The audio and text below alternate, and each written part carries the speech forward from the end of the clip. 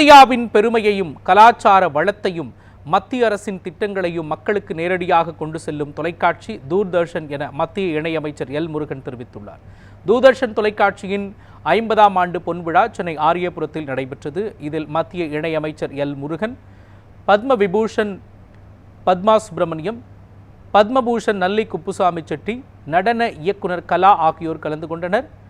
பொன்விழா நிகழ்ச்சியின் தொடக்க நிகழ்வாக புஷ்பவனம் குப்புசாமி மற்றும் அனிதா குப்புசாமி ஆகியோரின் நாட்டுப்புற இசைக்கலை நிகழ்ச்சி நடைபெற்றது. தொடர்ந்து விழாவில் பேசிய மத்திய இணையமைச்சர் எல் முருகன், நாட்டில் 900 தொலைக்காட்சிகள் இருந்து வரும் நிலையில் தூர்தர்ஷன் தொலைக்காட்சி இந்தியாவின் கலாச்சார வளம், பெருமை மற்றும் மத்திய அரசின் திட்டங்களை மக்களிடம் கொண்டு சேர்க்கிறது என்றும் கூறினார். இந்தியாவின் பாரம்பரியத்தை பிரதிபலிக்கும் ஒரு தொலைக்காட்சியாக விளங்கி வரும் தூர்தர்ஷன் தனது 50வது ஆண்டில் அடியெடுத்து வைக்கிறது என்று அவர் தெரிவித்தார்.